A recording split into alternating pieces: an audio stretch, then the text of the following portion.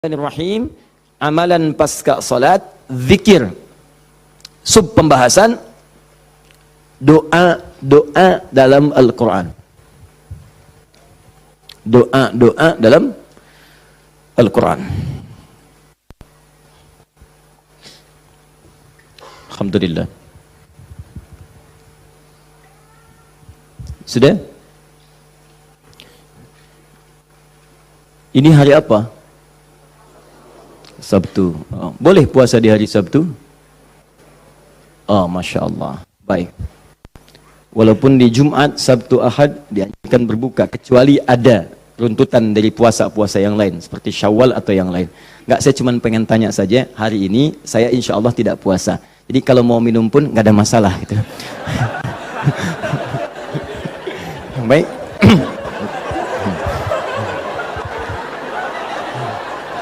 Masya Allah.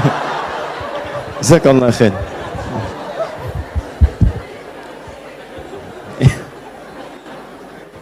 Sudah, kita mulai ya. Baik. Ibu kelihatan di sini? Bagus ya. Ayah bilang kelihatan, belum saya tulis sudah kelihatan. Quran surah keempat ayat 103. Allahu Akbar. Ini dasarnya. Fa'idha qadaytumus shalah. Quran surah 4 An-Nisa ayat 103. Paling kanan, agak sedikit ke tengah. Fa'idha qadaytumus shalah fadhkurullah. Ya, maka jika anda telah tuntas mengerjakan salat, telah selesai salatnya, fadhkurullah, segeralah berzikir kepada Allah subhanahu wa ta'ala. Jadi sunnah amalan pasca salat, zikir. Ya, mengerjakan semua aktivitas yang mengingatkan kita dengan Allah subhanahu wa ta'ala. Zikir. Ragamnya sudah kita bahas. Ya. Dari mulai istighfar, bacaan kalimat tauhid, Allahumma antas salam, bacaan ayat-ayat Al-Quran, sampai dengan doa Nabi yang singkat terakhir kita bahas, sampai kita dalami detailnya, dari mulai ilmu yang bermanfaat, rizki yang terbaik, dan amalan yang diterima. Kita sudah sampai situ kan? Baik. Sekarang kita lanjutkan, supaya tidak banyak mengulang, kita lanjutkan pada hal yang paling pokok, ketika Nabi bermohon kepada Allah menunjukkan satu contoh, ingat, contoh. Di Nabi itu sifatnya ada langsung membimbing doa, ada diberikan doa contoh, yang dengan doa itu maksudnya tidak harus sama seperti itu. Kalau kebutuhannya beda, boleh minta yang lain. Tapi akan lebih bagus baca dulu standar doanya, baru tambahkan minta kepada lain-lainnya. Misal, kita turunkan misalnya, kalau anda punya kebutuhan pasca salat, ingin berdoa, boleh. Apa dalilnya? Di Ibnu Majah itu, nomor hadis 925.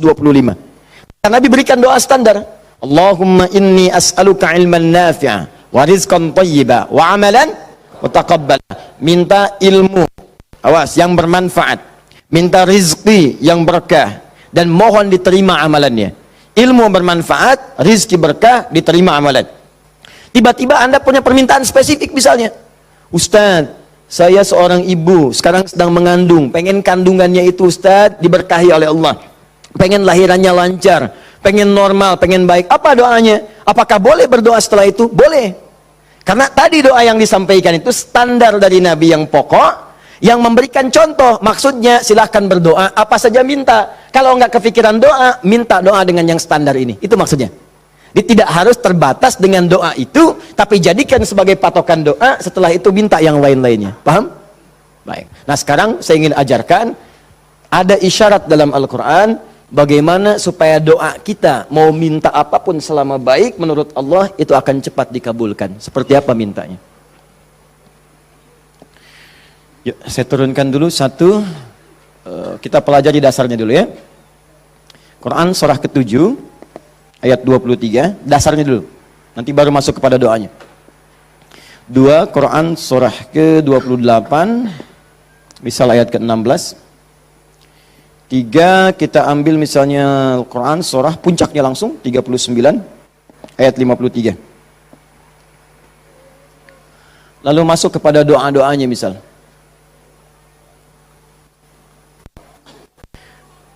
Saya ambil beberapa contoh yang sering ditanyakan, misalnya Quran surah ketiga ayat 38 sampai 39.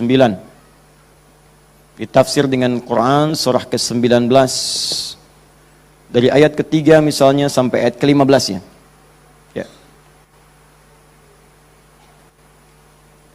Ada lagi misalnya kita turunkan doa orang sakit misalnya, Quran surah ke 26 ayat 80. Bisa jadi penyakitnya lebih parah, kita turunkan Quran surah 21 ayat 83 sampai 84. Oh, doa paling favorit misalnya Quran, apa yang paling favorit? Masya Allah, sapu jagat, luar biasa ya. Anda tanya orang Arab, nggak ada yang tahu ya, cuma orang Indonesia. Atarif sapu jagat? Sapu jagat. Orang Indonesia luar biasa. Ada doa sapu jagat, doa sapu nggak ada jagatnya, doa jagat nggak ada sapunya. Quran surah 2 ayat 201, paling kanan sebelah bawah. Saya contohkan ini dulu ya, yang lainnya banyak. Saya contohkan dulu sedikit supaya agak batas untuk kita bisa berdialog.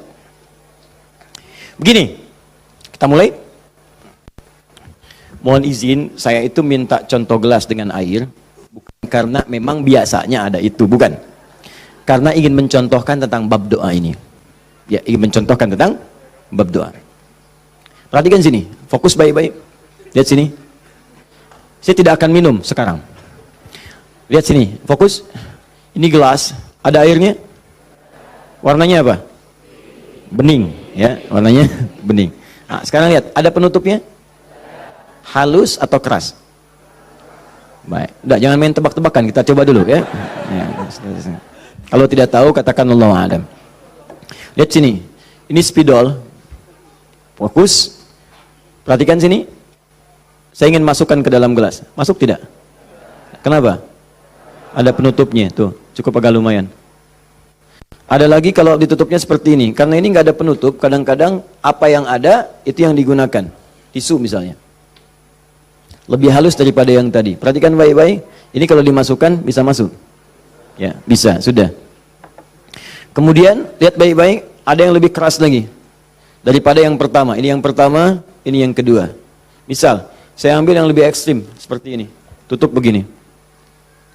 Fokus. Ini mau dimasukkan sampai kapanpun, sampai kiamat kurang 2 hari, susah. Sulit luar biasa. Perhatikan baik-baik, fokus, fokus, fokus. Ada orang ingin bermohon kepada Allah Subhanahu wa Ta'ala. Kalau tidak ada sekatnya, tidak ada penutupnya, baik yang pertama, yang kedua, apalagi yang ketiga, maka semua yang diminta mudah untuk masuk. Minta spidol, masuk. Minta logam, masuk. Minta emas, masuk. Semua masuk. Tapi seringkali terjadi ada orang memohon, rasanya sulit kemudian untuk terkabul. Minta ini susah, minta ini lambat, minta ini sulit. Dan ini melanggar kaidah yang umum. Kaidah umumnya mengatakan setiap berdoa akan dikabulkan sepanjang itu baik bagi dirinya. Dan itu memang baik, tapi kenapa tidak masuk gitu? Misal kaidah standarnya di Al-Quran surah kedua Al-Baqarah ayat 186. Paling kiri sebelah bawah. Wa idza sa'alaka 'ibadi 'anni fa inni qarib ujibu da'watad da'i idza da'an falyastajibu li wal yu'minu bi la'allahum yarshudun. Kata Allah, Muhammad SAW, sampaikan kepada umatmu, jika kalian nanti ingin mencari Allah, kamu ditanya, ada yang ingin mencariku, mencari Allah, katakan padanya, enggak usah dicari, saya dekat. Itu memberi harapan. Saya sering sampaikan makna kalimat ini. Anda cari, tanya panitia, mana ustadznya? Dijawab, ustadznya belum ada berita. Dengan yang kedua, jangan khawatir Pak, sudah dekat. Mana yang paling menenangkan? Sudah dekat. Sudah dekat. Nah, ketika ada yang bertanya pada Muhammad, saya ingin mendekat kepada Allah. Jawab, tidak usah repot, Allah dekat. Silahkan kau mendekat kepada Allah, dan Allah akan dekat dengan kita, silahkan. Psikologis memberikan harapan. Dan umumnya, orang yang mendekat kepada Allah, umumnya, itu punya 2 kepentingan.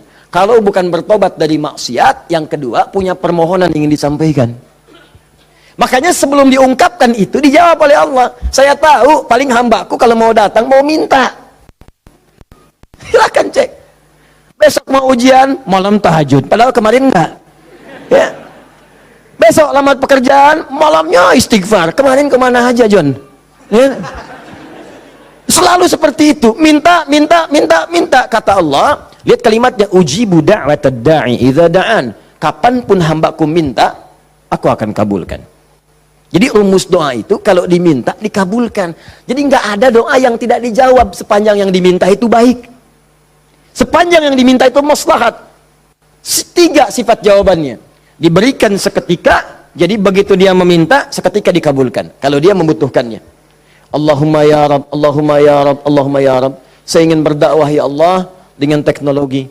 Saya ingin niatkan ya Allah masuk ke ITB supaya dengan ilmu itu saya bisa mengembangkan teknologi untuk mendekatkan orang kepadamu. Minta dia malamnya, luluskan saya ya Allah. Besoknya keluar lulus.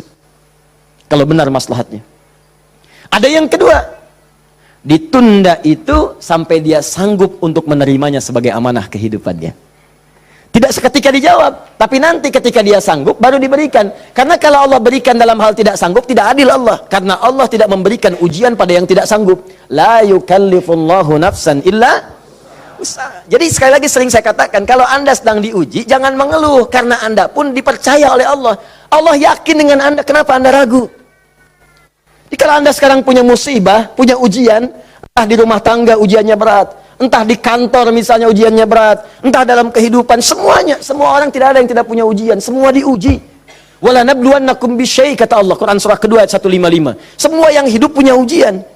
Dan sifat ujian itu tidak akan diberikan pada yang tidak sanggup.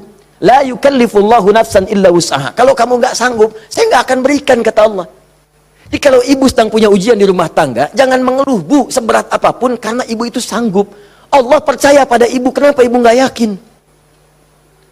Antum punya ujian di kantor, berat rasanya Ustadz, betul memang berat, tapi Anda yang sanggup. Kalau ujian itu diberikan pada Adi Hidayat nggak sanggup.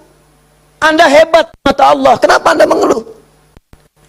Ya Allah, kenapa saya? Ya Allah, ya emang kamu yang sanggup. Why me? Why not? Iya. Jadi semuanya itu ada ukurannya, nggak usah khawatir itu dengan itu semua. Ada takarannya. Ya, dan Allah itu punya sifat keadilan yang sangat luar biasa. Rizki adil, semua diberikan. Kadang-kadang itu nalar belum sanggup menalarnya. Yakin dulu iman, begitu iman hikmah datang. Kan dulu pernah saya sampaikan untuk analogi sederhana tentang cicak dan nyamuk. Masih ingat? Coba cicak, bagaimana beraktivitasnya? Merayap di mana? Dinding. Makanannya apa? Yang paling utama nyamuk. Nyamuk apa aktivitasnya? Terbang. Nyamuknya punya sayap, cicaknya tidak. Kan pernah saya sampaikan, kalau nyamuknya punya akal dan jenius, cicak jadi mainan. Cicak di dinding, dia dekat lampu. Cicak, ayo sini kalau berani. Alhamdulillah, hewan tidak diberi akal. Tapi bukan itu yang mau saya sampaikan. Keadilan Allah menjadikan cicak tetap mendapatkan makanan. Orang tua kita nggak punya banyak dalil. Cuman fitrahnya memberikan kepada kita gambaran-gambaran kehidupan. Dikatakan oleh mereka, cicak-cicak diam-diam. Bayangkan, yang Allah tuntut cak, merayap. Rayap aja. Mau diam-diam, mau biasa. Dicontohkan, diam-diam aja merayap. Diam-diam merayap. Teruskan, datang seekor nyamuk. Ketika cicak merayap, datang seekor nyamuk. Bukan cicak yang mendatangi nyamuk, nyamuk yang mendatangi cicak. Siapa yang memberikan dorongan nyamuk datang ke cicak? Allah. Jadi kalau dia mengerjakan ikhtiar dari Allah, maka datanglah hasilnya. Cicak, kamu merayap aja, begitu merayap datang seekor nyamuk. Selanjutnya, oh, silahkan. Ya. Tangkap, selesai. Itu poin yang pertama. Jadi saya ingin berikan gambaran dalam kehidupan ada unsur keadilan yang diberikan oleh Allah Subhanahu wa taala. Jadi yang pertama tadi langsung diberikan, yang kedua ditunda dia saat sanggup menerimanya. Kalau nggak sanggup, nggak akan dikasih. Anda punya anak 5 tahun, ya, pengen minta hadiah pada Anda. Bobo, motor. Pengen minta motor. Anak 5 tahun pengen minta motor beneran. Dibelikan nggak? Ya, Anda memang mampu. Tapi pada saat itu, nanti nak ya, Bapak belikan motor yang hebat. Sekarang motor yang ini dulu, motor-motoran. Setelah itu, dia siap 2 tahun, 3 tahun, 4 tahun, 10 tahun ke depan diberikanlah motor itu. Apa karena Anda tak mampu membeli? Tidak, karena dia belum siap. Anda minta sekarang, tiba-tiba 10 tahun kemudian Anda dapatkan. Cuman saat dapat, Anda nggak sadar kalau itu tuh hasil doa Anda yang dulu. Itu. Kadang-kadang demikian. Anda pengen jadi dokter. Ujungnya kan dokter, masuknya pengen ke UI. Tiba-tiba keterimanya di Undip misalnya. Tapi kan jadi dokter juga. Anda pengen proyek yang besar, dikerjakan sekarang, nggak dapat, doa belum terkabulkan. Tiba-tiba 10 tahun kemudian dapat proyek yang besar yang nilainya ternyata diakumulasikan 10 tahun ke belakang. Itu doa Anda. Kalau pengen bukti lebih dalam, betapa banyak orang tua yang berdoa sejak anaknya masih dalam kandungan. Pengen ini, pengen itu, dikabulkan setelah anaknya 20 tahun dia keluar dari kandungannya. Itu kan hasilnya. Makanya ketika anak sukses, kata Al-Quran surah ke-46 ayat ke-15, ada isyarat di sana. Kalau Anda sukses, jangan menilai dulu kesuksesan itu adalah hak Anda, kewajiban Anda, atau atas jasa Anda. Barangkali Anda cuma 30%, 70%-nya ibu yang dulu pernah menangis di keheningan malam. Ya Allah, jadikan anak saya seorang insinyur, ya Allah. Ya Allah, jadikan anak saya, ya Allah, orang yang soleh. Ya Allah, jadikan anak saya si fulan. Bapak Anda yang dulu cuma makan singkong, datangnya ke sawah, kemudian kerjakan segala rupa, ya Allah, jadikan anak saya lebih hebat dibandingkan saya. Puluhan tahun yang lalu mereka bermohon kepada Allah, doanya terkabul ke puluhan tahun kemudian. Makanya ketika Anda berhasil, kata Al-Quran, jangan dulu merasa bangga, karena boleh jadi jasa terbesarnya jasa orang tua dulu. Makanya Ismail, perhatikan baik-baik. Ismail yang mendapatkan air zam-zamnya. Lihat. Bergerak kakinya, gerak, keluar. Tapi Anda jangan lupa, ketika Ismail kehausan, ibunya mencari air. Disimpan Ismail, dia bergerak tangan kakinya. Karena kalau anak itu sudah mulai haus baik, pasti tangan kaki itu bergerak. Tapi air nggak keluar. Kapan air keluar? Setelah Sayyidah Hajar bolak-balik. Safa Marwah, bermohon kepada Allah. Positif, berdoa, minta. Ketika kemudian bagian yang terakhir ketujuh itu berada kemudian di Marwah, tiba-tiba mendengar satu percikan air keluar. Kapan air keluar? Karena jejak kaki Ismail yang menendang kemudian ke arah pasir itu, malaikat mengepakkan sayapnya. Keluarlah. Kata ibunya, zam. Zam itu artinya kumpul jangan berhenti, kumpul jangan berhenti, kumpul jangan berhenti. Kalau kumpul saja mungkin berhenti, ijma, tahadda. Ini zam. Kumpul jangan berhenti, kumpul jangan berhenti. Sampai sekarang air itu selalu berkumpul, tidak pernah berhenti. Dikenallah dengan air zam-zam. Orang kebanyakan cuma minum zam-zamnya, tapi tidak pernah mendalami kisahnya. Di situ ada bakti orang tua, di situ ada sayang kepada ibu, di situ ada cinta kepada orang tua, dan sangat luar biasa. Poin ketiga, kadang-kadang meminta sesuatu yang A diberikan B oleh Allah. Karena boleh jadi, maaf, yang dimintakan itu tidak ada maslahat untuk kita. Dalilnya Quran surah kedua ayat 216, paling kiri sebelah atas. Kutiba alaikumul qitalu wa huwa kurhul lakum. Diwajibkan bagi kalian berjihad, berperang dalam konteks perang, medan perang. Tapi ada juga konteks umum dengan rumus tafsir, al-ibratu bi umumil lafzi la bi khususis sababi. Kalau ada lafaz dalam Al-Qur'an jangan dikhususkan pada sebabnya, sepanjang konteksnya umum. Perang terbesar, perang melawan perasaan kita. Perang melawan hawa nafsu. Perang melawan negative thinking, kadang-kadang negatif kepada Allah. Kenapa saya, ya Allah? Kenapa ini enggak berakhir, ya Allah? Kata Allah, "Hei, asa an takrahu syai'an fa huwa khairul lakum." Boleh jadi kamu enggak suka, tapi ini yang terbaik buat kamu. Kamu kan enggak tahu kapan wafat. Bukankah kalau saya belum kabulkan, kamu rajin tahajud? Kamu rajin puasa? Kamu rajin baca Al-Quran? Kamu kemana aja selama ini? Mau wafat, masih sibuk dunia. Saya pengen yang terbaik untukku sampai pulang ke akhirat. Dipaksa untuk mendapatkan itu. Kadang-kadang kamu pengen yang ini dunia, ini nggak bagus. Kamu pengen direktur, kamu maksiat banyak nanti di sana. Cukup level manajer saja. Wa asa an tuhibbu syai'an fa huwa syarrul lakum. Kadang-kadang yang ideal yang dipengenkan itu enggak bagus, kata Allah. Kenapa? Wallahu ya'lamu wa antum la ta'lamun. Karena Allah tahu masa depan kau tidak. Anda punya anak 5 tahun sakit, dia kata dokter jangan makan apel. Jeruk boleh enggak, Dok? Boleh. Maka anak itu merengek, mama pengen apel. Kata mama jangan, enggak bagus. Apel dibelikanlah jeruk. Ini kan jeruk, mama. Bukan, nak, ini jeruk rasa apel. Paham? Nah, jadi ini yang pertama, sifat doa itu kalau diminta pasti dikabulkan. Tapi ada segelintir orang yang ketika memohon ternyata tidak mendapatkan bagian itu. Apa persoalannya? Perhatikan, hadisnya sahih. Sampai Al-Imam An-Nawawi mencantumkan ini dalam salah satu hadis di Al-Arba'innya. Thumma dzakara rajula. Awas, hati-hati. Yutilus safara. Thumma dzakara rajula yutilus safara asy'atha aghdara.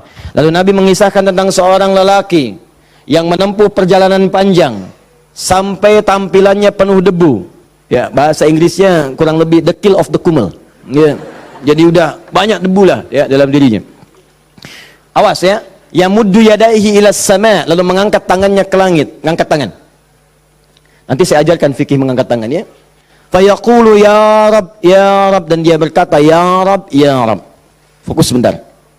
Orang ini kisahnya itu punya permohonan yang sangat berat ingin disampaikan. Penting permohonannya, sangat pengen dijawab. Lalu dia melihat cara doa cepat dikabulkan. Di antaranya ada tiga. Satu, doa dalam perjalanan. Perjalanannya perjalanan pada ketaatan, bukan maksiat. Awas hati-hati, bukan perjalanan maksiat dan bukan jalan-jalan biasa. Awas hati-hati. Kau mau kemana? Mau ke Hawaii? Titip doa ya. Doa orang safar kan dijawab. Tuh yang umrah, yang haji, gitu kan? Ya, itu yang dimintakan. Mohon, minta. Tapi kalau yang perjalanan maksiat tidak. Bro, mau kemana? Las Vegas. Titip doa ya. Itu belum dimohon dan ditolak. Ya, belum dimohon. Jadi, satu, menempuh perjalanan panjang. Kedua, orang yang mengangkat tangan. Jadi usahakan nanti saat berdoa itu biasakan mengangkat tangan. Nanti ada fikihnya. Ada yang cuma satu jari misalnya, ya, saat khutbah Jumat khatib ada. Ya, ada yang kemudian mengangkat tangannya, ada yang rendah, ada yang tinggi, ada yang posisi begini ada saat istisqa. Yang standar itu angkat kedua tangannya, ya, sejajar dengan dadanya di sini, sejajar. Sini ya. Dan nggak usah malu. Allah itu kan tidak akan malu untuk memberi. Justru Allah itu dalam hadis sahih, Allah akan merasa malu, di sini bahasa kiasan, majas maksudnya. Membiarkan seseorang yang mengangkat tangannya, kemudian dalam keadaan hampa, artinya tidak menjawab doanya. Dia ada seorang bertanya kepada Rasulullah, ya Rasulullah, bagaimana seorang berdoa mengangkat tangannya? Kemudian Nabi mengatakan, bagaimana menurutmu kalau ada seseorang meminta kepadamu menengadahkan tangannya begini? Ustaz, tolong Ustaz, tolong Ustaz. Di depannya langsung begini. Dua-duanya begini. Kata orang ini, saya malu kalau nggak ngasih. Saya malu kalau nggak ngasih. Maka kata Nabi, Allah lebih merasa malu. Karena Allah itu sifatnya lebih dalam dibandingkan dengan hamba. Rahmannya, rahimnya, pemberinya, wahabnya. Kata Nabi, Allah lebih merasa malu ketika membiarkan seorang mengangkat tangan memohon dan meninggalkan dalam keadaan hampa. Ya, jadi Anda mengangkat, itu biasanya sejajar dengan dada di sini yang standar. Kalau saya biasanya mendekatkan seperti ini, dan menggabungkan di antara jemari, di garis-garis yang ada ini. Kan garis kita itu kan ada garis kan, kanan kiri. Ya, biasanya kalau saya mendekatkan begitu, kemudian menyatukan dan meluruskan, lalu bermohon kepada Allah. Ya, nanti ada lagi fikih yang lain menghadap kiblat dalam keadaan berwudu ada, tapi poinnya mengangkat tangan. Ya, standarnya mengangkat sejajar dada. Boleh seperti ini renggang boleh. Mau dirapatkan seperti tadi boleh. Ya, saya memilih untuk yang merapatkan. Ya, silahkan bebas. Yang penting di sini ada dalil mengangkat tangan boleh saat berdoa. Baik, 2, 3, memohon didahului dengan al-asmaul husna. Memohon didahului dengan al-asmaul husna. Masih ingat yang pertama tadi apa? Safar, perjalanan jauh. Kedua, mengangkat tangan. Ketiga, dibuka atau didahului dengan al-asmaul husna. Ya, awas fokus. Dalilnya apa? Langsung dari Al-Quran dan sunnahnya. Di Al-Quran misalnya, Quran surah ke-17. Sudah? Dari ayat 110-nya. Ketika Allah sampaikan, Qul id'ullaha awid'ur rahman ayyamma tad'u falahul asmaul husna. Ada? Paling kanan, agak sedikit ke tengah. Qul id'ullaha. Hei, kalau kamu punya kebutuhan, panggil Allah. Panggil Allah. Bukan panggil dukun, bukan panggil paranormal, bukan panggil yang macam-macam. Panggil Allah, minta, karena Allah sudah janji. Allah sudah berjanji dalam kandungan kita di Quran surah ke-7 ayat 172. Wa idz akhadha rabbuka min bani adama min zuhurihim dzurriyyatahum wa ashhadahum ala anfusihim. Awas, alastu bi rabbikum? Qalu bala syahidna. Ketika Allah mengambil perjanjian pada setiap anak cucu Adam. Awas, hati-hati, sejak dalam masa kandungan. Ditafsir di Al-Arba'in, di hadis Nabi riwayat Abu Abdurrahman Abdullah bin Mas'ud radhiyallahu ta'ala anhu. Awas, nomor 4 posisinya di Al-Arba'in, paling kiri sebelah atas. Disampaikan, inna ahadakum yujma'u fi batni ummi, kata Nabi, 40 yawman nutfah, thumma yakunu 'alaqah, thumma yakunu mithla dhalika mudghah, thumma yursalu ilaihi al-malak. Awas, fayanfukhu fihi ar-ruh wa yaktubu bi arba'in, wa yu'maru bi katbi 40. Ya, bi katbi rizqihi wa ajalihi as'idun huwa am syaqiyyun. Awas, hati-hati, dalam usia 4 bulan ditiupkan nafasnya. Awas, masuk ruhnya, ditiupkan ruh, bernafas dia, ditetapkanlah 4 al, terjadilah perjanjian pada saat itu. Perjanjian pertama, alastu bi rabbikum, apakah engkau berikrar mau menjadikan aku sebagai Rabb? Siap. Apa? Kenapa menyebut Rabb? Padahal Allah bisa mengatakan begini, alastu ilahakum, alastu rahmanakum, tapi Allah mengatakan alastu bi rabbikum, bukankah aku Rabbmu? Rabb tidak disebutkan kecuali mengandung sifat rububiyah. Rububiyah itu perawatan, pengawasan, perhatian. Sifatnya yang paling pendek disebut dengan murabbi. Karena itu guru orang tua disebut murabbi. Karena orang tua memperhatikan, orang tua merawat. Kalau tanpa batas, perawatannya cepat, perhatiannya dalam, hilangkan kalimat mimnya, muncullah kalimat Rabbnya. Maka Allah disebut dengan Rabbun. Kalau kita meminta, Allah lebih cepat pemberiannya dibandingkan dengan hamba. Dan tidak ada batas. Rabbun, Rabbun, Rabbun. Makanya setiap kita minta, disebutkanlah kalimat Rabb itu. Silahkan cek, setiap permintaan ada kalimat Rabbnya. Rabbana atina fid dunya hasanah wa fil akhirati hasanah wa qina adzabannar. Rabbana zalamna anfusana rabbighfirli wa liwalidayya la yukallifullahu nafsan illa laha ma wa 'alaiha mak Rabbana la tu'akhidna in nasina aw akhtana. Jadi kenapa disebutkan kata Rabb itu memberikan isyarat seakan-akan mengatakan begini, maukah engkau berikrar menjadikan aku, bersaksi aku sebagai Tuhan, nanti yang saat engkau hidup aku akan perhatikan kau. Aku akan berikan kebutuhanmu. Aku akan sembuhkan kalau sakit. Aku akan penuhi apa yang kau minta. Akulah Rabb dengan sifat rububiyahnya. Makanya setiap Anda minta Rabb. Jelas?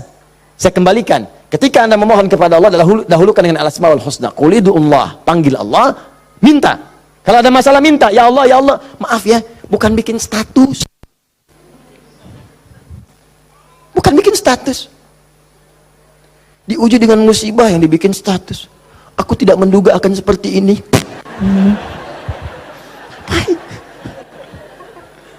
Terus yang tidak lucu, kenapa doanya di media sosial? Doa itu di mihrab, doa di kamar, doa di masjid, bukan doa di Facebook. Ya, doa di Instagram, doa di Facebook. Aminkan ya, like. Apa yang mau dicari? Udah minta yang betul. Minta yang mohon dengan khusyuk. Mohon. Quran surah 7 ayat 205. Wadhkur rabbaka fi nafsika tadarruan wa khifatan wa dunal jahri minal qaul. Kalau butuh sesuatu, sebut nama Allah dalam jiwamu. Bukan dalam media sosialmu, bukan di WhatsAppmu, bukan di Instagrammu. Online-kan hatimu dengan Allah, minta dalam jiwamu dengan penuh ketundukan, dengan penuh kepasrahan, dengan penuh harap. Mohon ya Allah, ya Rabb, minta. Sebut namanya bagaimana, ya Allah, atau yang kedua Ar-Rahman, atau nah ini rumusnya, ayyamma tad'u, atau kapanpun kamu ingin panggil minta sama Allah, falahul asmaul husna. Carilah nama-nama terbaik yang Allah miliki sesuai dengan kebutuhanmu. Jadi Allah itu telah memberikan nama bagi dirinya sesuai kebutuhan kita. Panggil dengan nama itu. Misal ya, maaf. Anda terkait rezeki nih, mau bekerja, pengen rezeki yang berkah. Panggil namanya ya Allah, sambungkan dengan nama Asmaul Husnanya. Ya Allah, ya Razzaq. Teman-teman yang kuliah di kampus, di sekolah, besok mau ujian atau mau masuk sekolah belajar pertama, supaya diberikan ilmu yang dalam. Ya Allah, ya Alim. Allahumma faqihni fid din wa 'allimni ta'wil. Ya Allah, ya Alim, Rabbi zidni ilma warzuqni fahma. Ya Allah, ya Alim. Punya ujian berat, ya Allah, ya Sabr. Diganggu di pekerjaan, di aktivitas, ya Allah, ya Malik, ya Jabbar. Minta. Dan jangan semua harus disebutkan. Nanti yang tidak dibutuhkan jadi muncul. Ya Allah, ya Rahman, ya Rahim, ya Malik, ya Kudus. Memang boleh, nggak apa-apa. Kalau untuk ibadah, bacakan itu boleh. Tapi kalau untuk bermohon, saya sarankan cari yang sesuai kebutuhan. Kalau mau ibadah dengan menyebut nama saja boleh, silakan. Tujuannya apa? Zikrullah bidzikri asma'il husna. Zikir kepada Allah dengan menyebut al-asmaul husna boleh. Ya Allah, ya Rahman, ya Rahim, ya Malik, ya Kudus, sampai akhir. Saya dulu ujian pertama kali masuk jurusan akidah, begitu masuk pertama kali, soal ujian di akidah itu cuma 3, tapi setiap akan menjawab 3 itu selalu harus dituliskan al-asmaul husna dari awal sampai akhir dengan hadisnya plus tafsirnya, baru boleh jawab soal. Betul, itu ujian saya dulu begitu. 3 soal Anda bayangkan, setiap soal al-asmaul husna dulu, tulis dengan dalilnya, hadisnya. Hadis itu dibagi 2, hadis pokoknya, hadis klasifikasinya. Setelah itu tafsirnya, baru boleh jawab soal. Pertanyaannya mungkin gampang. Misalnya, berapakah rukun iman itu? Cuman sebelum dijawab, tulis dulu tadi itu. Ini spidol. Ini jari telunjuk saya. Habis ujian itu mirip nih, begini. Betul.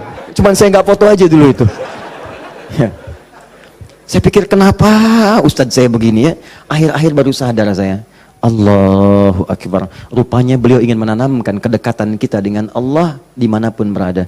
Sebab kalau kita mengingat, menuliskan terus, maka dia akan sampai apa yang kita tuliskan meresap ke dalam tangan kita. Minimal jadi saksi di hari kiamat. Ya, di penanya, di hati kitanya, di bawahnya, sehingga ingin merasakan taqarrub ilallah dalam setiap keadaan kita. Cari itu, dapatkan, mintakan, mohon. Nah, 3 syarat ini terpenuhi di orang tadi. Perhatikan, perjalanan jauh dia tempuh. Sampai tadi banyak debu. Angkat tangan diangkat, yamudu yadayhi ilas sama. Tiga, dia minta dengan al-asma'ul husna. Tiga-tiganya lengkap. Seharusnya doa dia dikabulkan 3 kali lebih cepat dari orang biasa. Karena 3 hal tadi dipenuhi. Qurannya ada, hadisnya ada. Bahkan Said Sabiq itu pernah menulis kitab Al-Aqaid Al-Islamiyah. Dalam bab al-asma'ul husna disebutkan hadis. Hadisnya populer. Hampir kalimat-kalimat tauhid di kitab-kitab hadis ada hadis ini. Seorang setelah menunaikan salat kemudian berdoa kepada Allah Subhanahu wa taala di samping Nabi sallallahu alaihi wasallam, dia berkata, Allahumma ya Allahul Ahad, ya Allahul Ahadus Samad, alladzi lam yalid wa lam yulad wa lam yakul lahu kufuwan ahad, Allahumma ighfirli. Dia sebelum mintanya Allahumma ighfirli, tapi sebelum minta didahului dengan al-asmaul husna. Kata Nabi, atadri madza tad'u? Atadri madza da'ut? Tahukah engkau bagaimana engkau baru saja berdoa? Allah wa Rasulullah alam, saya nggak tahu ya Rasulullah maksudnya apa. Kata Nabi, da'autallah bi asma'il a'zam. Idza du'iya bihi azaba wa idza su'ila biha a'ta. Engkau baru saja bermohon kepada Allah dengan menyebutkan nama-namanya yang paling dahsyat. Yang kalau engkau berdoa dengan mengawali nama-nama itu, maka semua doa akan dikabulkan, semua permintaan akan diberikan. Hadis selesai. Orang ini melakukan ketiganya. Tapi apa jawab Nabi? Allahu Akbar. Dia sudah menempuh perjalanan jauh, dia sudah mengangkat tangannya ke langit, dia menyebut ya Rab, ya Rab, ya Rab. Kata Nabi, anna yustajabu lidzalik. Bagaimana doamu bisa dijawab? Bahasa singkatnya, mustahil dijawab, mustahil dijawab. Mintalah kamu begitu sampai kiamat kurang 2 hari. Gak akan dijawab. Gak akan dijawab. Dia ada orang sudah mengerjakan 3 amalan dahsyat tapi doanya gak dijawab. Kenapa dia? Allahu Akbar. Famat'amu haramun. Karena yang biasa dia makan haram. Mashrabu haramun, minumannya haram. Malbasu haramun, pakaiannya haram. Wa ghudhiya biharamin, dan sumber kehidupannya haram. Maka jadilah yang haram itu seperti sekat seperti ini. Nutuplah cawan doanya. Semakin banyak kumpul, jadilah sekatnya makin kuat begini. Jadi bukan Allah nggak ngabulkan, mau dikabulkan susah, mental terus tuh, mental. Karena masih tertutup dengan yang haram. Maka dari itu, kalau Anda banyak berdoa, padahal doa itu maslahat untuk Anda. Secara umum seharusnya dikabulkan secara umum. Tapi tiba-tiba kok aneh gitu. Enggak lagi. Coba lihat, mungkin ada sekat dalam diri Anda. Mungkin ada maksiat, ada yang haram pernah dikerjakan. Buka dulu, buka cawannya. Keluarkan yang haramnya. Buka. Bagaimana membuka itu? Inilah yang tadi kita contohkan dengan ayat-ayat tadi. Tidak ada manusia yang sempurna. Yang sempurna makhluk diciptakan. Makhluk yang sempurna itu cuma malaikat. Tidak ada manusia yang sempurna. Sepanjang kita manusia pasti pernah berbuat salah. Tapi mungkin kesalahan itu menjadi penutup dari keinginan yang ingin kita mohonkan kepada Allah. Kenal Nabi Adam?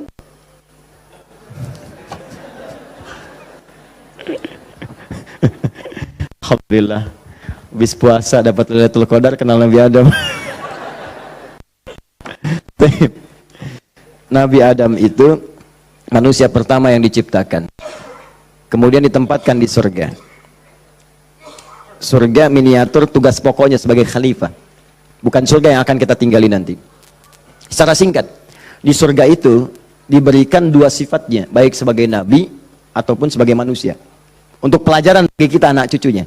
Disebut Bani Adam, semua anak manusia yang lahir sampai dengan nanti kiamat menjelang, itu semua anak cucu Adam. Ingat ya? Disebut Bani Adam. Bani itu anak cucu sampai habis. Bani anak cucu. Jadi semua berasal dari Adam. Jangan pernah dengarkan, jangan pernah mau menyimak kalau ada orang mengatakan manusia bukan berasal dari Adam. Kalau ada yang mengatakan manusia berasal dari monyet, nggak usah dengarkan. Bilang aja kalau Anda berasal dari monyet, silakan. Jangan ngajak-ngajak saya. Ya, Bani Adam. Nah, ketika dimasukkan ke surga, maka nikmat surga itu kan diberikan, jaminan kan, Nabi kan dijamin kan, Rasul dijamin kan. Maka langsung dimasukkan, tapi di situ dilatih sifat kemanusiaannya. Apa sifat kemanusiaannya? Quran surah kedua ayat 35. Wala taqraba hadhi syajarata fatakuna minadh zalimin. Awas. Wa qulna ya Adam uskun anta wa zaujukal jannah. Kami firmankan, Adam, kamu dan pasanganmu, istrimu masuk ke dalam surga. Wa kula minha haitsu syi'tuma ragadan haitsu syi'tuma. Silakan nikmati semua kenikmatan di surga. Wala taqraba. Tapi jangan dekati ini. Jangan sentuh yang ini. Hadhi syajarata, pohon yang ini. Sentuh pun gak boleh, mendekat gak boleh. Awas. Jadi nanti ada yang dahsyat, larang itu, larang. Perintahnya ada yang mendekat pun gak boleh. Apalagi dikerjakan. Zina, perintahnya wala taqrabu zina, jangan dekat-dekat. Di kalau ada perintah dalam Al-Quran jangan dekat-dekat, berarti dosanya gede, besar. Mendekat ya nggak boleh. Kalau dikerjakan makin dahsyat dosanya. Makanya zina masuk ke dalam sab'ul mubiqat, 7 dosa besar. Dekat-dekat aja nggak boleh. Nah, cuman psikologi masyarakat sekarang itu, kalau nggak boleh dekat-dekat makin penasaran. Itu yang jadi masalah. Makanya di Quran itu seringkali tegas. Kerjakan jahanam, kerjakan neraka. Harus begitu. Karena ada orang itu kalau dilarang suka penasaran. Nih, lubang, jalan. Di lubang ini ada buaya, lompatnya tinggi. Ada tulisan di sini, hati-hati, dilarang nengok. Lewat. Apa sih ini? Penasaran. Oh, gitu. Jadi kalau masih begini, kadang pengen dilihat, ganti kalimatnya, nengok, wafat.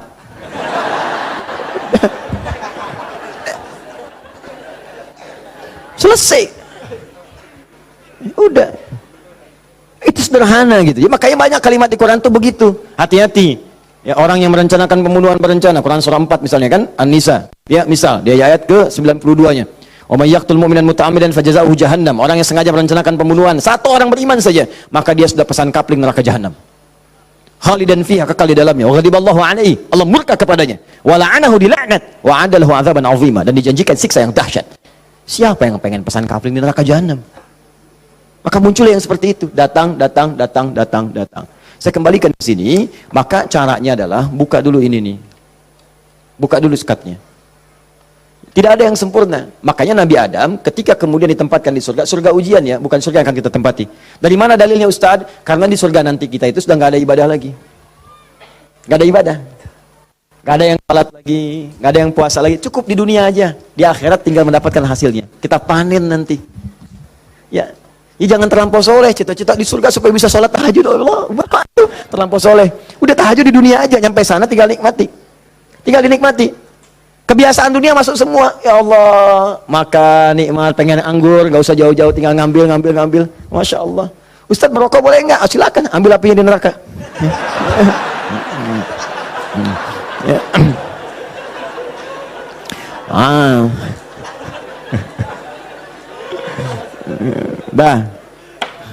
Jadi Allahu Akbar, Allah astagfirullah. Jadi teman-teman sekalian, ke situ kemudian turun ke bumi, jadi ujian. Digodalah oleh setan, fawaswasalahum syaitan, digoda oleh setan. Singkatnya ketika digoda itu, kemudian godaan itulah yang menjauhkan Nabi Adam dan pasangannya dengan Allah Subhanahu wa taala. Turunlah terpeleset, turun ke bumi. Singkatnya jadi pelajaran itu. Perhatikan baik-baik. Ini yang mau saya sampaikan. Ketika Nabi Adam, padahal beliau Nabi, sifat Nabi itu maksum. Kenapa diperkenankan oleh Allah berbuat salah pada saat itu dengan sifat kemanusiaannya? Padahal beliau Nabi. Awas hati-hati.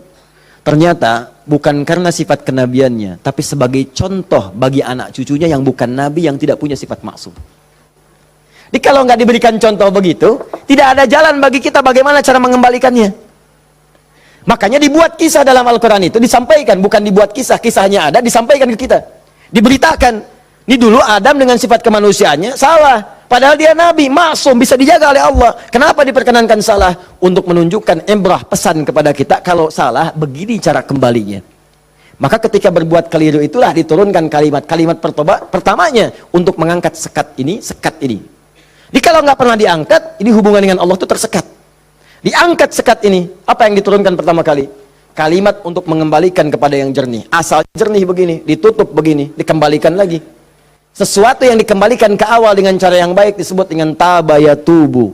Sifatnya disebut dengan taubah. Awas. Hati-hati. Maka Allah turunkan kalimat pertama ketika turun ke muka bumi. Kalimat pertamanya, Quran surah kedua ayat 37.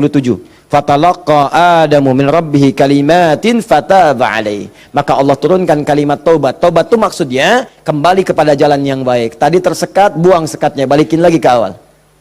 Ya, fataba alaih, maka diterimalah jalan kembalinya itu. Kalau sudah balik lagi silahkan, pengen apa aja diberikan.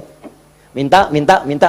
Maka apa kalimat taubat yang pertama kali itu? Disebutkanlah di Quran surah ke-7 tadi ayat 23. Rabbana zalamna anfusana wa illam taghfir lana wa tarhamna lanakunanna minal khasirin. Itulah kalimat pertama untuk membuka sekat-sekat yang haram dan maksiat saat kita merasa ingin kembali ke jalan yang benar.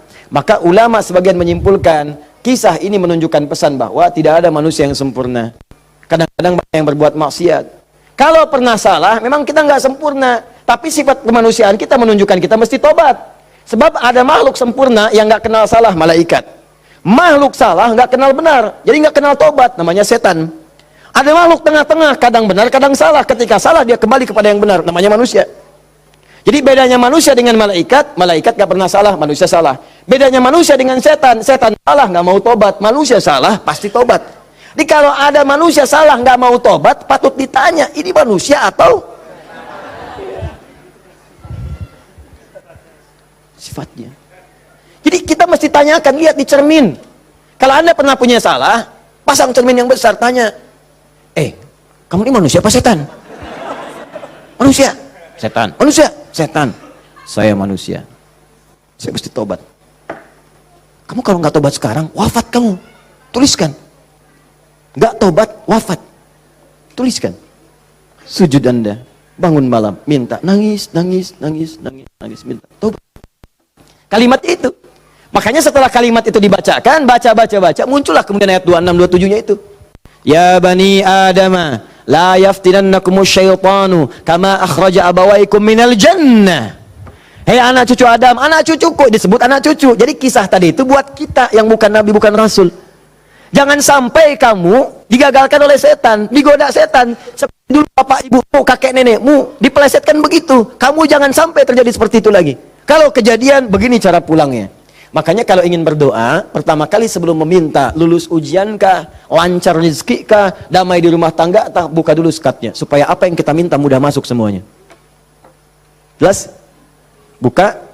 Kalimat pertama standarnya, Rabbana zalamna anfusana wa illam taghfir wa tarhamna lanakunanna minal. Ini yang paling standar, dosa standar. Ya, dosa standar itu jangan dipahami harus dilakukan, tidak. Ya, kalau dikerjakan, begini awal membuka sekatnya. Paham? Saya cepat. 2, agak naik level dosanya. Ini satu contoh dosa ini agak besar yang ini. Bahkan dosanya bisa lebih dahsyat kalau direncanakan, diniatkan. Misal, maaf. Saya pun mengagendakan nanti di tahun ini mudah-mudahan bisa Allah berikan kesempatannya. Saya pengen juga bisa safari ke pesantren-pesantren, ya, lembaga permasyarakatan, ya, Sukamiskin misalnya, kemana lagi, bisa lihat. Saya pengen sampaikan kepada mereka bahwa Anda nggak ada yang sempurna. Tidak ada yang sempurna. Semua orang pernah berbuat salah. Cuman kita bisa berubah. Dan banyak di masa lalu orang yang banyak salah. Ada pemabuk, pezina, pembunuh, dan mereka memilih tobat. Dan ternyata dijamin surga oleh Allah Subhanahu Wa Taala lewat lisan Nabi. Kenapa kita nggak bisa? Ini dosa yang pernah dilakukan dalam kasus pembunuhan. Kalau yang ini tidak sengaja, sifatnya tidak sengaja. Ini contoh, diperkenankan oleh Allah sebagai contoh. Kalau orang berbuat seperti itu, bagaimana cara baliknya? Kenal Nabi Musa? Kenal. Luar biasa, Nabi Adam kenal, Nabi Musa kenal. Jangan-jangan Firaun juga kenal. Ya Allah. Saya tuh kalau Firaun suka ingat suka bumi itu hubud dunia. Suka bumi hubud dunia, suka hubun bumi dunia. Saya tanya di panggung, ada yang kenal Firaun? Kenal, Masya Allah. Di sini masih agak mendingan lah Nabi Adam, Nabi Musa. Sana Firaun. Nabi Musa paham semua kisahnya. Secara singkat, kemudian sedang beliau berpetualang.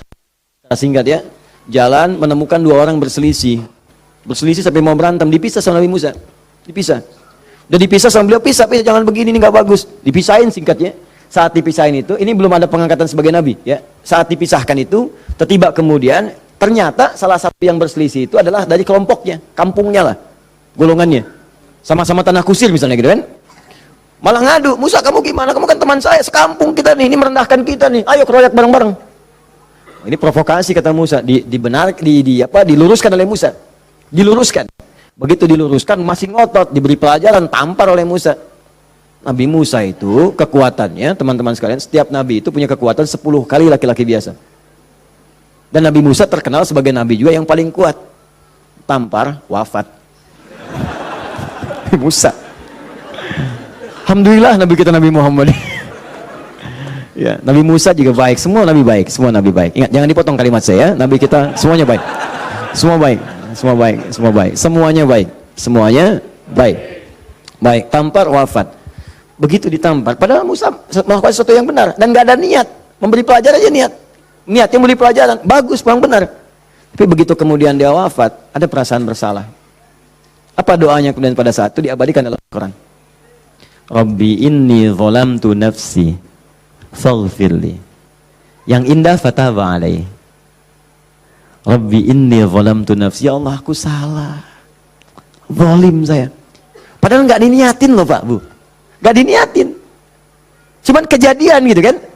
Dan itu belum ada pengangkatan sebagai nabi, belum. Nanti diangkatnya setelah bertemu nanti kisah yang lainnya.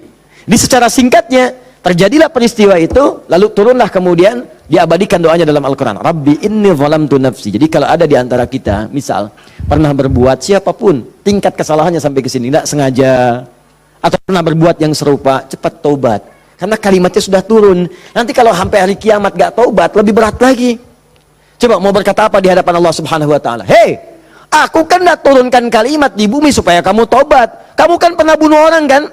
Tanggal sekian, jam sekian, kamu kejar-kejar, kamu tembak, kamu bom, kamu bunuh, kamu tusuk, kamu pukul, kamu macam-macam kan? Ada semua rekamannya terbuka. Aku turunkan kalimat tobat lengkap dengan kisah tuntunannya. Kenapa kamu nggak tobat? Mau jawab apa? Allah sudah kasih cara pulang tapi nggak digunakan. Allah nggak salah kan di situ? Diturunkan kalimatnya dan bahkan dijamin fataba alaih, diampuni oleh Allah. Ayo balik lagi. Makanya 2000 tahun setelah Nabi Musa lahir Nabi Muhammad SAW, itu diantara sahabat-sahabat yang jadi sahabat terbaiknya kan dulu banyak yang hobinya juga begitu, jahiliyah. Ada yang hobinya berkelahi. Kenal Umar bin Khattab?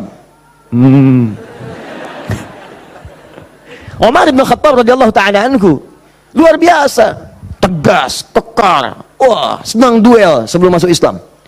Siapa yang berani dengan saya? Ayo naik ke bukit itu, Jabal Qubais ditunjuk, bukit paling favorit. Naik ke sana, yang sekarang ada istana raja di situ. Ya di samping Zam-Zam itu. Naik. Sebelum berduel dengan saya, pamit dulu pada ibu yang telah melahirkannya karena dia akan pulang tanpa nama. Umar, Allahu Akbar. Apa yang terjadi? Masuk Islam halus. Toha tersentuh, masuk Islam. Lalu kasarnya berubah menjadi tegas, dipakai melindungi Nabi SAW, dipakai menegakkan syariat dengan baik. Kehalusannya muncul sampai datang tengok orang jadi khalifah, perhatikan orang, luar biasa. Tegasnya muncul. Ya, waktu Abdullah bin Ubay bin Salul itu seorang munafik, kalau sholat di belakang Nabi saf paling depan, tapi begitu bubar, provokator paling pertama Abdullah bin Ubay bin Salul. Begitu keluar, Muhammad nih SAW, mecah belah kita aja. Datang ke sini pengen jadi pemimpin, dia punya masjid sini, kita bikin masjid yang lain, bikin dilar. Selalu dipecah. Orang dah siap-siap perang Uhud, di pertengahan jalan diprovokasi, balik aja balik, pasukan musuh lebih kuat, ayo balik-balik, sepertiga berputar desersi. Anda bayangkan. Tapi apakah Nabi langsung menghukumi? Tidak. Nabi kenapa nggak dihukumi? Umar, gergetan saya. Ya, kata Nabi, kan belum jelas kelihatan nampaknya. Nanti jadi fitnah, pecah nanti semuanya karena dia masih dianggap pemimpin di kalangan yang lainnya. Biarlah nampak, nanti Allah berikan hujahnya untuk dia. Satu kali, tapi kalau di depan baik, di belakang menusuk dari belakang. Satu kali sakit. Begitu saat sakit itu, anak Abdullah bin Ubay bin Salul, anaknya namanya Abdullah, baik, soleh. Nah ini juga jangan simpulkan kalau keluarga misalnya bapaknya nggak bagus, pasti anaknya nggak bagus. Belum tentu. Belum tentu. Kenal Abu Jahal? Anaknya Ikrimah. Bapaknya musuh Nabi luar biasa, anaknya pembela Nabi yang paling hebat, penunggang kuda yang dahsyat, saf paling depan kalau jihad. Sampai Nabi itu dengan menghormati Ikrimah tidak pernah menyebut Abu Jahal di depan Ikrimah. Jangan singgung bapaknya, jangan, supaya anak ini dalam ketenangan. Abdullah bin Ubay bin Salul anaknya taat, namanya Abdullah juga. Sakit bapaknya datang kepada Nabi, ya Rasulullah, bapak sakit, kata Nabi, yang berikan ini, kasih air, berangkat pulang sana. Katakan dari Nabi. Datang senang pulang, ya abad, papa ini dari Nabi. Apa sih Muhammad? Lempar, habis. Sampai sekarat disampaikan, datanglah Nabi ke rumahnya. Tapi nanti saat turun surat Taubah itu untuk dilarang menyolatkan. Begitu datang ke tempatnya, apa yang dikatakan? Manjanya luar biasa. Ya Rasulullah, itu di depan Abu Bakar, ada Umar dan yang lain-lain. Ya Rasulullah, biarkan aku wafat dengan mengenakan jubah terluarmu. Apa kata Umar? Ya Rasulullah, izinkan aku memenggal kepalanya. Itu cuman jubah aja kok, pakai aja, pakai. Dia meninggal. Itu Abdullah bin Ubay bin Salul. Hidupnya begitu meresahkan, wafatnya begitu kolokan. Ya. Tapi habis. Nah, jadi yang pertama itu, coba, udahlah, banyak yang tobat. Umar jadi bagus, tukang begal, Jundub bin Junadah, wah, sekampung begal tobat, jadi dai, sekampung jadi soleh semua. Saking dahsyatnya, kampung itu dikenal di kemudian hari, namanya Ghifar. Sampai dikenal dengan Abu Dzar al-Ghifari. Sampai Al-Imam An-Nawawi mengutip hadisnya di Al-Arba'in itu nomor hadis 18. Ya, Jundub bin Junadah. An Mu'adz bin Jabal wa Jundub bin Junadah radhiyallahu taala anhuma qala Rasulullah sallallahu alaihi wasallam, ya, ittaqillaha haitsu ma kunta wa atbiz sayyi'atil hasanata tamhuha. Ainal hadis? Mana hadis? Mana Qur'annya? Apa yang antum kerjakan tiap hari? Ngitung lagi. Mana bakal antum tuh pulang? Minimal sehari satu hadis. Ambil, walaupun nggak hafal hadis kan nggak mesti hafal, baca hadisnya, lihat terjemahannya, amalkan isinya. Buka konsepnya. 57 hadis kitab iman, tiap hari baca satu. Antum pebisnis, keluarkan hadis-hadis bisnis, tiap hari satu. Kalau Al-Quran hafalkan, satu hari satu ayat, tak apa-apa. Pulang punya hujah di hadapan Allah. Ini tiap hari ngitung-ngitung dunia, wafat tinggal semua. Apa yang mau antum ambil? Berharap surga lagi. Takutlah kepada Allah, mulai yang baik. Jundub bin Junadah taubat, dikenal dengan Abu Dzar al-Ghifari. Puncaknya, mungkin ada orang pernah juga lebih daripada ini. Dia berzina, dia mabuk, dia macam-macam. Pokoknya mengoleksi dosa lah. Ya, orang ngoleksi mobil, ngoleksi musab, dia ngoleksi dosa. Jadi kalau nggak berdosa itu nggak enak. Kamu ngapain aja, si fulan sudah begini. Oh, masa besok saya lakukannya lebih daripada itu. Jadi ngoleksi dosa, tumpuk dia. Yang begini pun, itu masih diberikan kesempatan Allah dengan oleh Allah diturunkan satu kalimat. Yang kalau dikerjakan, diamalkan isinya, diterima taubatnya. Turunlah Quran surah 39 ayat 53 tadi. Qul ya ibadiyalladzina asrafu ala anfusihim la taqnatu min rahmatillah. Muhammad katakan pada hamba-hambaku yang dosanya sudah israf. Israf itu melebihi dasar cukup. Lebih. Mubazir. Banyak. Datang ke pernikahan, ada prasmanan, orang sekali dia 10 kali. Israf. Balik. Israf. Ini ada israf dalam dosa. Itu pun kalau mau taubat kata Allah, la taqnatu min rahmatillah. Jangan dari rahmat Allah. Innallaha yaghfirudz dzunuba, Allah ya Rahman, Allah ya Rahim. Allah akan mengampuni semua jenis dosa sepanjang kau mau taubat. Di kadang-kadang Allahnya sudah pengen ngampunin, manusia yang nggak pengen. Fir'aun kan gitu, kurang apa lagi diutus 2 nabi langsung. Musa dengan Harun, idhaba ila fir'auna innahu tagha. Quran surah 20 ayat 43 sampai 44. Musa Harun pergilah ke Fir'aun, dia sudah mulai menyimpang. Faqula lahu qawlan layyina la'allahu yatadhakkaru wa yakhsha. Katakan kepadanya dengan lembut, mungkin dengan kelembutan itu dia sadar dan mau bertobat. Enggak mau. Musa, gua kan Tuhan yang gede, ana rabbukumul a'la. Marah, nantang, mau bunuh dan sebagainya. Sudah, selesailah dia tenggelam di lautan. Ya, jadi mumi. Teman-teman, ini jadi gambarannya, buka dulu skatnya. Kalau dibuka, ini yang terakhir, kalau dibuka begini, ternyata bukan cuma skatnya, dalamnya kotor. Kalau ini kan masih bersih, diminum juga bisa. Masa sih Ustadz? Betul, contoh, bismillah. Alhamdulillah. Ini ya, bersih. Tapi kalau kotor, siapa yang mau minum? Tidak ada. Maka kalau minuman bercampur kotor, di sini ada kotoran misalnya kan? Ya, maaf. Masuklah kotoran yang sudah bernajis, kotor. Apakah mungkin akan diminum? Tidak. Yang dilakukan pasti akan dibuang dulu, cuci dulu. Jadi kadang-kadang sekatnya sudah dibuka, tapi haramnya belum keluar. Memang taubat dari dosa-dosa, misalnya, mohon maaf, dosa untuk menipu. Awas, dosa pencurian. Taubat betul, cuman barang yang dicuri dikembaliin dulu. Dosa dari ngutangin orang, betul, dosanya taubat, cuman utang bayar lunas dulu. Bukan bermusafah kemudian lunas dosanya, tidak. Lunas utangnya, tidak. Maka ada hal-hal tertentu yang ketika saat dilakukan, sekatnya mesti dibuka, yang kotornya mesti dikeluarkan. Taubat dari dosa musyrik, taubat bagus. Cuman keris yang dimusyrikan, pedang yang dimusyrikan, batu-batu yang dimusyrikan, buang dulu. tato-tato, gambar-gambar, kan? Aku tuh kalau melihat Lionel Messi, rasanya main bola aku jadi bagus deh. Sampai dibikin tato misalnya. Musyrik. Hati-hati. Musyrik. Buang. Taubat, buang dulu. Begitu sudah dibuang, nanti Anda akan lihat, kerjakan amal soleh. Jadi jika yang salah itu hilang, yang soleh muncul. Kalau sudah yang soleh muncul, Anda nggak minta pun dikasih. Nggak percaya, silahkan buktikan. Bedakan rasanya, rasakan bedanya, dan pasti akan terasa bedanya. Akan lain. Demi Allah saya katakan akan lain.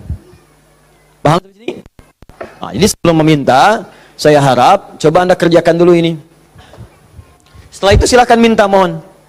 Usahakan kalau minta, pertama punya wudhu ya. Ini dianjurkan, disunnahkan dalam setiap keadaan. Jadi usahakan wudhu itu selalu ada.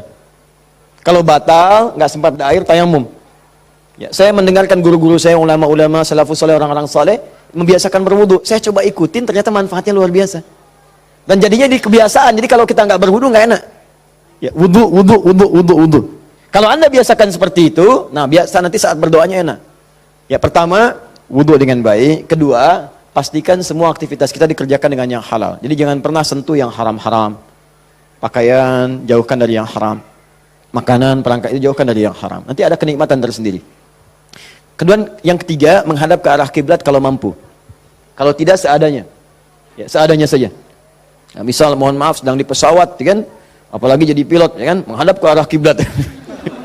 Jadi bahaya, ya kan? Nah, jadi sesuaikan, sesuai dengan keadaannya. Minta. Jadi pertama apa? Punya wudhu. Kedua, bersihkan dari yang haram, yang tidak baik. Yang ketiga, kalau mampu menghadap kiblat. Kalau tidak, seadanya kemudian meminta.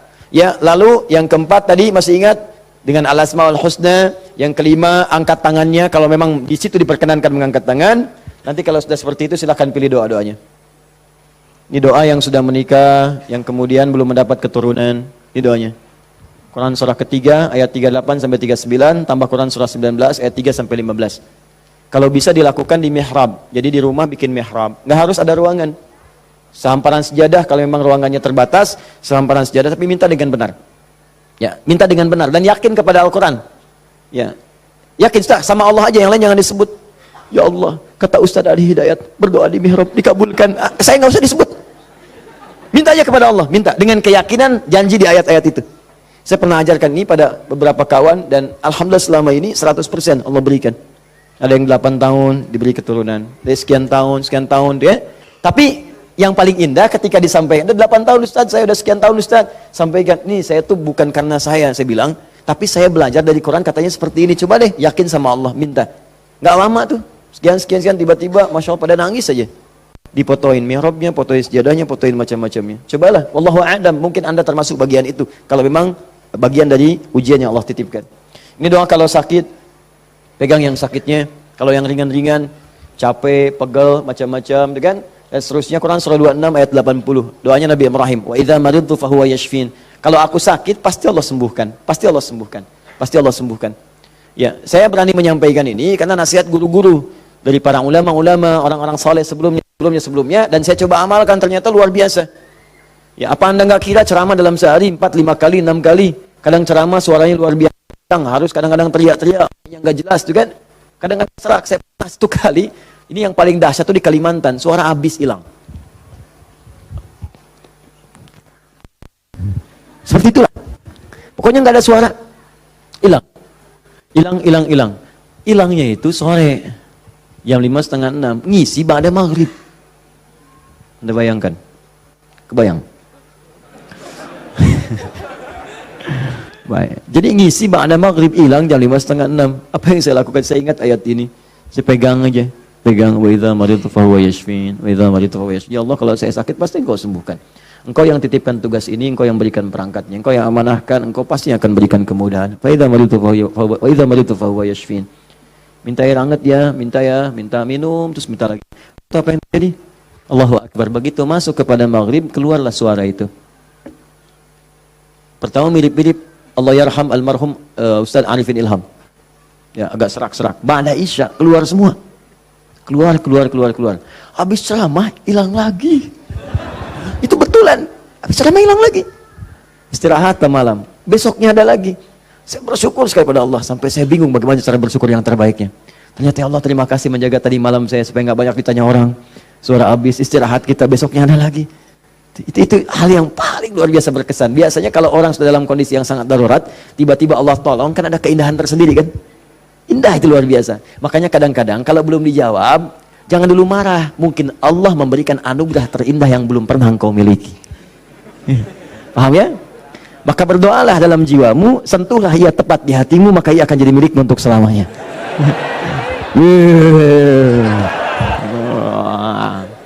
Catat.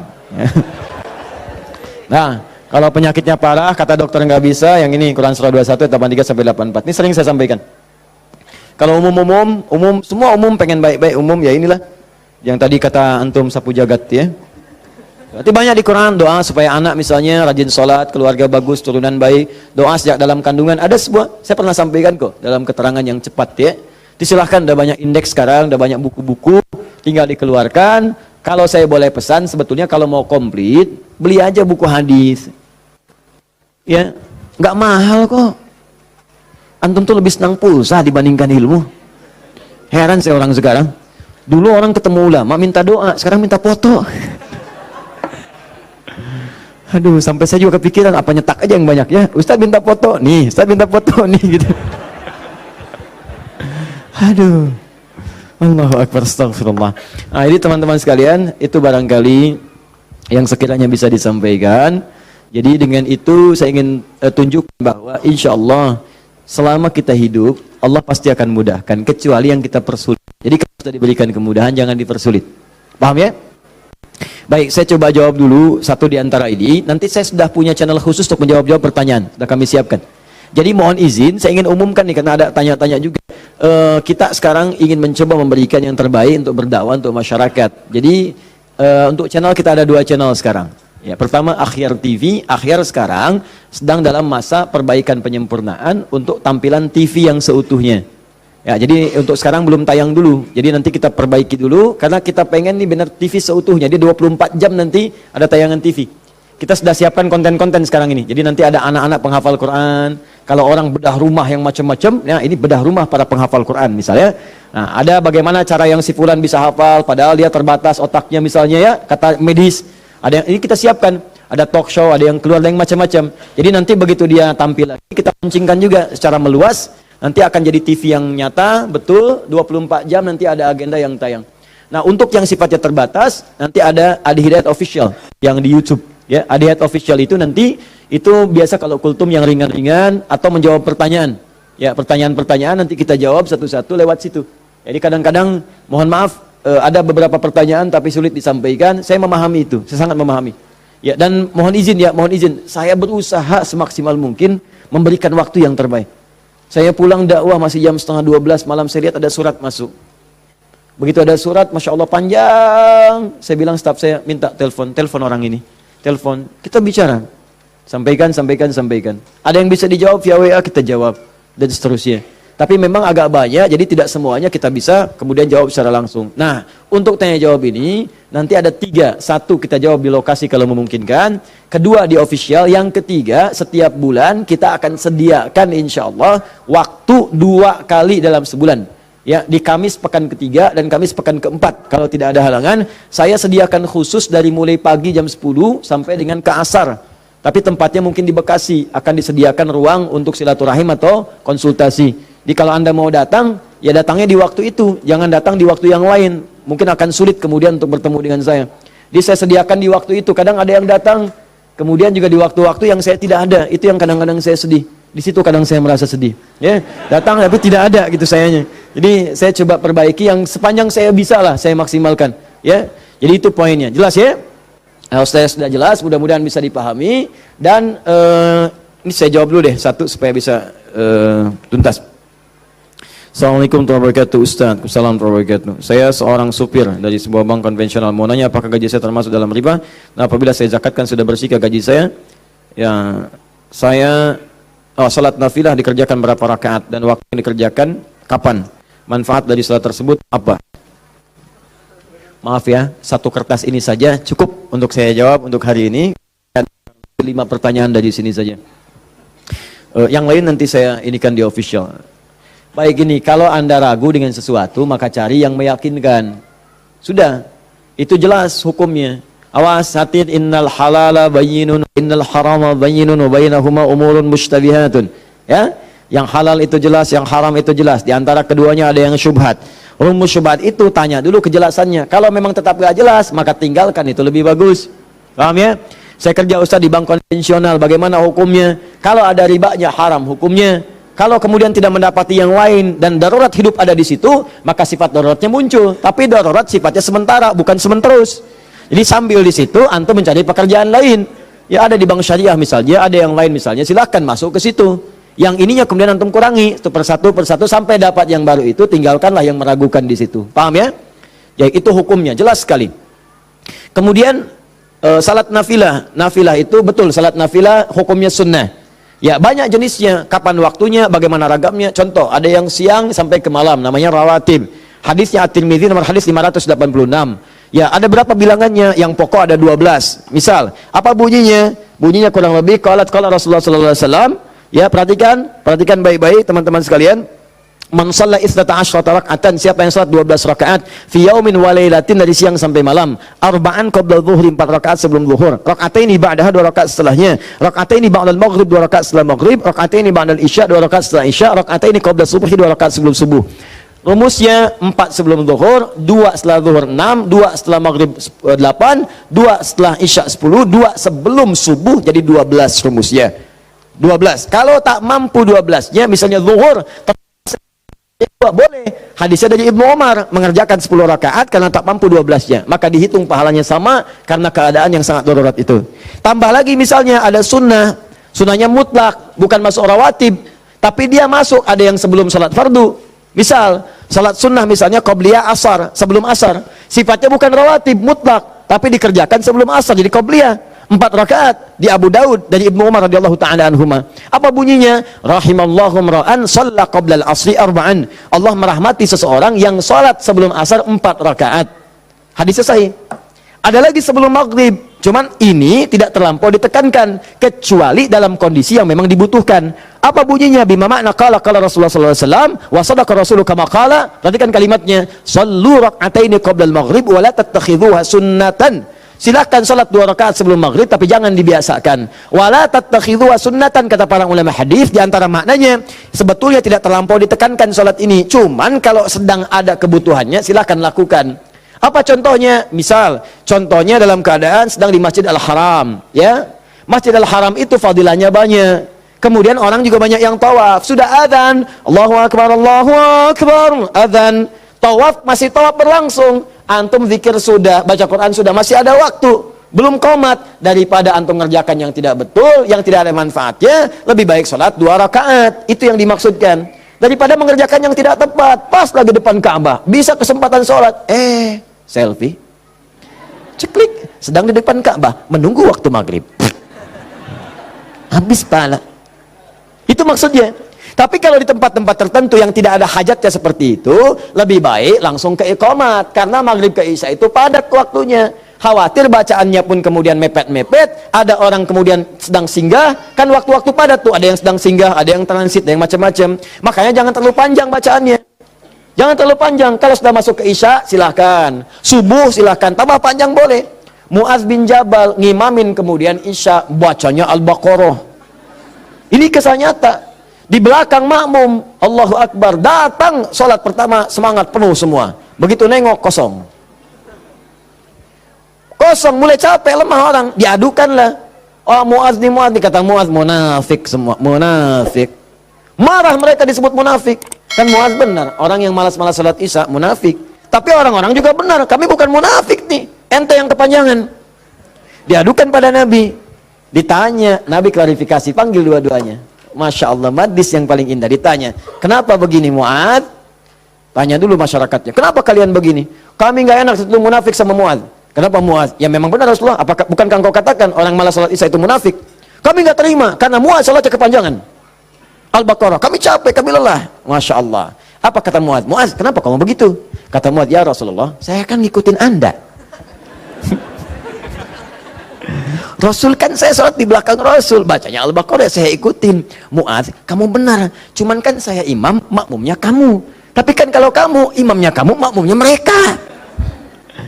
Itu kalimat dikutip kemudian oleh sahabat Ali bin Abi Thalib.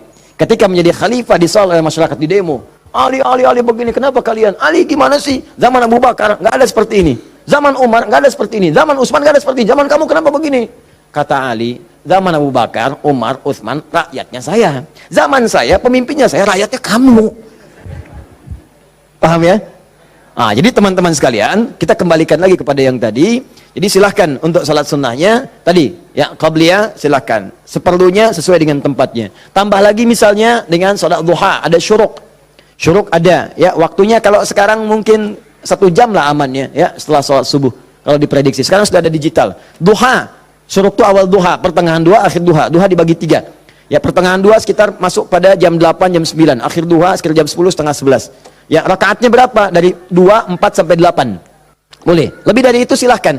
Kalau awal duha syuruk 2 rakaat saja, jangan terlampau soleh. Ya itu pun sudah melahirkan luar biasa pahalanya, semisal haji dan umrah. Pertengahan duha 4, boleh silahkan. Ya akhir duha boleh sampai 8. Di situ nanti ada fadilah-fadilahnya. Nanti kalau sampai ke situ kan kita akan masuk ke bahasan itu.